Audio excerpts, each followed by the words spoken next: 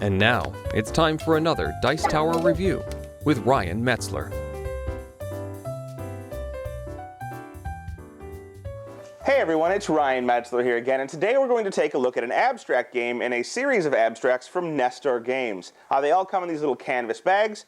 They don't have the name of the game on them, but they do have these icons on here that tell you what the game is. And this one has this igloo icon, which means that this is Penguin Panic, the Great Ice-scape. It's an abstract game about kind of filling out these different areas of circles that kind of overlap with polar bear guards. You're trying to put penguins into those areas, and as they fill up, your penguins are going to escape, and you're trying to collect sets of different penguins in order to earn points. So real quick, we'll take a look at what you get inside of this container and how the game plays, and then we'll come back here and we'll get my final thoughts on Penguin Panic. So here you can see Penguin Panic set up for 5 players. Now, at the beginning of the game, I have set up a line of 12 penguins here that are going to be placed out onto this board. I've also randomly placed penguins in the center areas of each of these circles on the board, as well as in each of the colored igloos, so those are randomly placed. In addition, you can see here that I've got a random turn order at the start of the game, with yellow first, then red, green, blue, and purple in order. And each player is going to start with 5 fish, which are a currency in the game. Now, before we do anything really, we're going to slide all of these markers off, and you're going to pay money to get different abilities, which will also alter your turn order. Starting with yellow, the first player, they have the choice of taking any one of these abilities. The lowest ability, number 7 here, which will also put them in last turn order, will be free. But each space up costs 1 more fish. So space 6 would cost them 1, 5 would cost them 2, 4 would cost them 3. But they all come with different abilities and also different penalties for getting income later in the game. So the lowest spot will allow you to buy another die when you're rolling dice for only 2 fish instead of the normal 3. This spot will allow you to roll 3 dice straight up, and then buy the 4th dice for 3 fish if you want it, so you could roll up to 4 instead of the usual 2. This one will allow you to add more penguins to the end of the line, essentially lengthening the day in the game. And some of them will allow you to reorganize penguins. Some of them make 6s wild on your dice rolls. There's all kinds of different abilities. In addition, they come with different penalties for your income later, so -1, -1, -2, -1, -2, 3, and 4. But essentially, the higher up you are on here, the better you will be in turn order, and maybe the better ability you have, but you may have a worse penalty for getting income later on. So let's say that yellow decided to take the lowest one, that cost them nothing, and red decided to skip up and take this spot, but not add any fish to the line, but it costs them 1 fish in order to do so. So they go down in terms of the amount of fish they have. Sorry, red goes down. And then green decides to take the lowest one, as does blue and purple. And so this is the new turn order, with purple being first. After we've done all of this, in turn order, each player is going to place what they have, their bribery token, which each player will have 1, on one of the 4 polar bear guards that are guarding this penguin prison. They're bribing this guard that if any penguins escape, they come to them. So maybe purple likes that area, and next would be blue, and they like this one here. Red likes this polar bear, and then green likes this one, and finally yellow has no choice but to take the final polar bear. After this, the first player, purple again, is going to check what their special ability is, which is they could have taken a penguin from the beginning or the end of the line to add to their own supply, but they do not have any dice rolling modifications. So they could pay 3 fish if they wanted to roll an extra die. What this will do is increase their chances of being able to place a penguin where they want it. Maybe they don't think that's necessary, so they roll their dice, and they get a 5 and a 4. This means that they can place this first penguin in either area 5, which is this circle here, or in area 4, which is this circle here. And when they do so, they can place it on any of the empty spaces. You'll see they overlap. So these 2 spaces are in both 4 and 3. These 2 spaces are both 5 and 4. So they could place it in those, or they could place either in the 5 or the 4. Or if they wanted to place in 5, they could technically place in 5 and 1. So you'll see that you can kind of manipulate a little bit where you're placing these. But when you place this penguin, what you're trying to do is fill up circles in your own area so that you can get penguins to escape. And I'll cover that momentarily. But when you place your penguin, he's placing in area 5, you're going to get income, maybe, if things work out well. Now, the way the income works is you check the color of the penguin you're placing and how many penguins are in a line from that penguin of the same color. In this case, the answer is 2 total penguins of purple. That would be a starting income of 2. However, you must subtract 1 point for each penguin that is on an igloo of a colored igloo. So this is a colored igloo. That subtracts 1. We're now down to 1. And purple's ability says that they have to subtract 2 more from their income. So now you're at -1.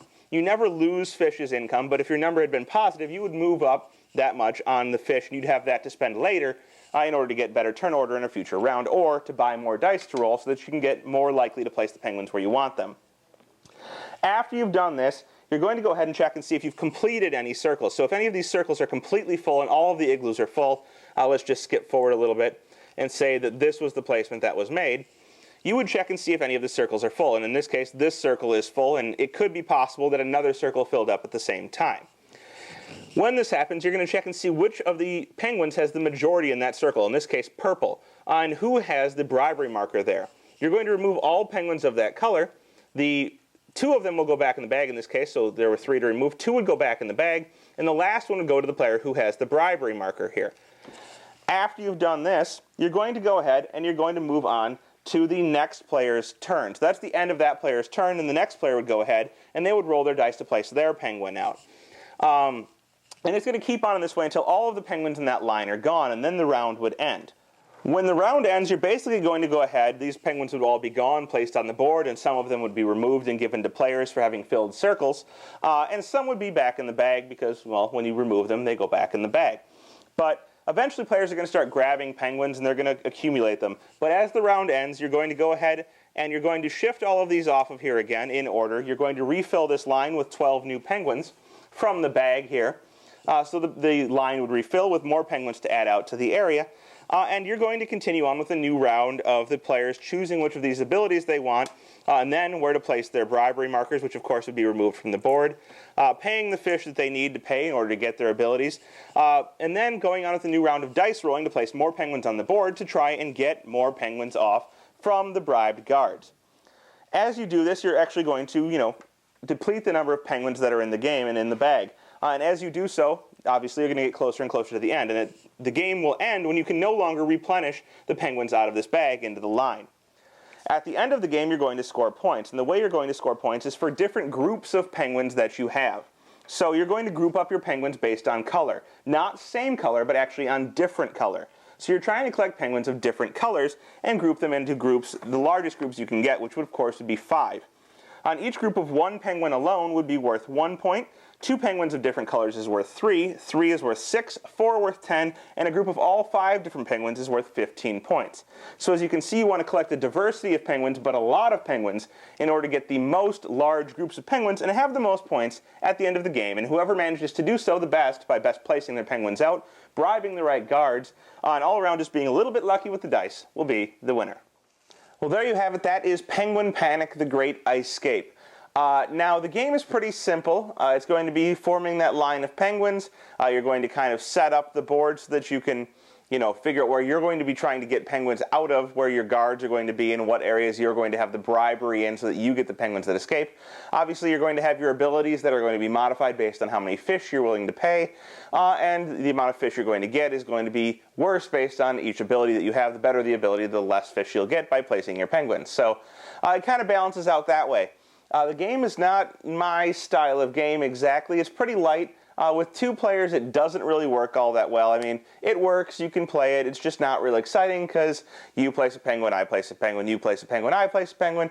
There's not that much to it. With more players, it works a little bit better. There's a little bit more competition in terms of trying to go around the board. Each person has their own different polar bear that they're working with, whereas in the 2-player game, each player has 2 different polar bears that they've bribed, so you're trying to focus on getting your polar bears finished without so much affecting other players, because if you've set it up right, you don't necessarily have to affect other players at all. A little bit better with more players, but still not a great game. Not one that I'm going to enjoy, but I think it's going to be a game that's going to be good for children. It's got simple mechanics that I think children can understand with the majorities and the dice rolling and things like that. It's going to be good for people who like lighter games or who like kind of fun, light abstracts. So if that sounds interesting to you, you should definitely check out Penguin Panic. I'm not saying it's a bad game, I just don't think it's one that's suited for me. Thanks for watching our review today. For more information about board games, as well as the #1 board game audio podcast, check out Dicetower.com for reviews, interviews, and more. I'm Eric Summerer, and you've been watching The Dice Tower.